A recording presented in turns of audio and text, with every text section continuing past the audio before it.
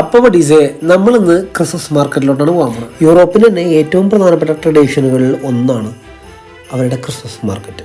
വളരെ മനോഹരമായിട്ട് ലൈറ്റൊക്കെ ഇട്ട് അലങ്കരിച്ച് നല്ല തണുപ്പത്ത് നല്ല ഇളം ചൂടുള്ള ഗുൾഹോയിനൊക്കെ കുടിച്ച് പരസ്പരം സൗഹൃദങ്ങളൊക്കെ പങ്കുവെച്ച് അങ്ങനെയുള്ളൊരു ക്രിസ്മസ് കാലഘട്ടമാണ് ഇവിടെ.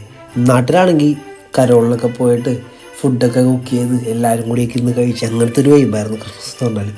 ഇവിടെയാണെങ്കിൽ മാർക്കറ്റുകൾ അന്യായമാണ്. നല്ല രസം തോന്നുന്നുണ്ടല്ലോ, ആ ഒരു തണുപ്പത്ത് ഇങ്ങനെ ചൂടൊക്കെ കാഞ്ഞ് അങ്ങനെ ഇരുന്ന് റൈഡൊക്കെ കണ്ട് അങ്ങനെ കുറേ കാര്യങ്ങൾ കടകളൊക്കെ കണ്ട് അങ്ങനെ ആസ്വദിച്ച് നമുക്കിങ്ങനെ നടക്കാം.